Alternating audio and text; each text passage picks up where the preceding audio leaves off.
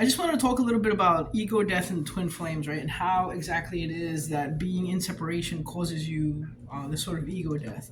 First of all, a personal aspect for me on this is just that I've always been kind of obsessive. You know, like if I fall in love and I'm just kind of obsessed, or I'll find a girl and I'll just kind of be like, oh, like she's cute, you know, and I'll stay on until like she's like, no, we're done, or that's not gonna happen, right? And then sometimes it just fades away, right? Because you don't always get a response or an answer.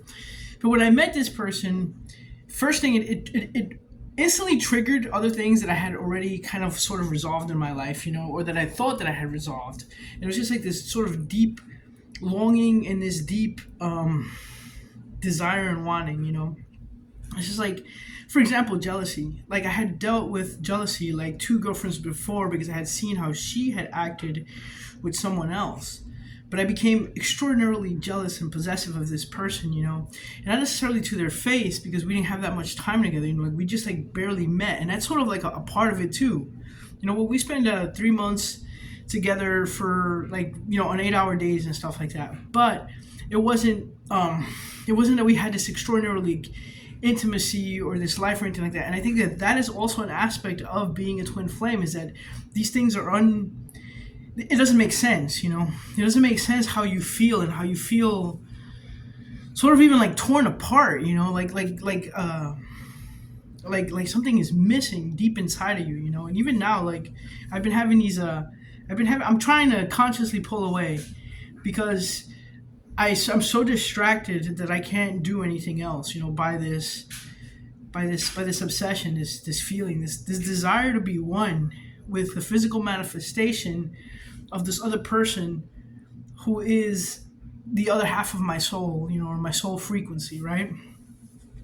And it's difficult. It's really difficult for me, and it's just like I've been having these dreams, right, and these visions, and one of the things that I see is that I get past all these feelings, and since putting this wall up, I get to this. I almost like it's like I get past all these feelings. I'm going down this tunnel, and I come to this door, and I open the door, and behind the door there is nothing because I've put this wall up between myself and her, and I don't know how to reprimand that, but I also believe largely in flow and something bigger than us, and that aspect, I think also drives us to something else. But see, even that in itself is part of that ego death process because you're forced to look at the structures that you consider relevant to yourself and whom you are and what you desire out of life, out of a relationship, and even out of this experience. Because like for me personally, the experience itself is something that breaks my reality, right? My ego is based on what? My flesh,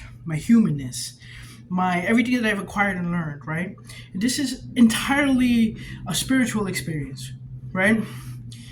And so we're being asked to walk in faith, to act and know and see without necessarily having that physical confirmation, So the relationship itself makes me face aspects of that, And so I just sort of wanted to put that out there, that you're experiencing this separation, and what it's doing is it's making you confront aspects of yourself, even though it's painful, really painful. Like, I'm sending sympathy out there because this is truly like I've never had this feeling before. People that I've been with people for like a long time. The longest relationship I ever had was like 4 years, right? And when we broke up, and it was kind of tragic. Like I felt that separation in that way, but not as consistently as this. And it's just like wow, And I've dated other people and everything, and it's intense, And it's just like, and it's almost illogical. But that's the whole thing about your ego, faith, belief in this process. Not that we're asked to be in belief. Like I don't believe. Like some people say you have to believe. You have to believe. Like if you have to believe, you're forcing it. Like it's natural. There are signs. There are signs in the physical that will manifest to sort of what's the word, to validate your experience, and then there's also just feelings, dreams, visions, the spiritual awakening that follows, all that other stuff, If you're just chasing a narcissist, that's a whole different story. It's a whole different story. And that's possible. I think that it's really easy to tell yourself, like, oh, this is my twin flame, when it's just somebody that's triggering your psychological stuff, and that in itself too is valid, because in a separation like that, you can look at yourself and like work on yourself like tremendously without having the huge spiritual awakening that accompanies, which is visions, third eyes opening, trembling, dreams, prophecy, all that weird stuff, or we'll call it all that spirit stuff, the esoteric stuff, and it's valid. It's valid. It's valid if you're willing to do the work and not just be the victim in a narcissist scenario. Okay, but there is a difference. There is a difference, and I think that a twin flame journey is something worth pursuing if you can endure it. But I assure you this: that if you let go on a twin flame, you're bound to come back together if you both are working in a trajectory, independently on yourself, That's not necessarily the case with narcissism. Like, a narcissist is just not going to care. They're just going to turn around and be like, I don't care because I'm all about me. This isn't the case here, And again, you have to sort of like dig through your own stuff to figure out what the pieces are to that. But that's sort of a warning on that, and the ego death that ensues in both scenarios, I guess. But specifically within the twin flame context, and how that helps you break through between the physical aspect of things and the spiritual aspect of things, and also just the repair that it takes on yourself. Where am I wrong?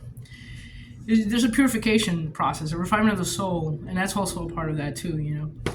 There are many tools in the basket though of spirituality, awareness, and God.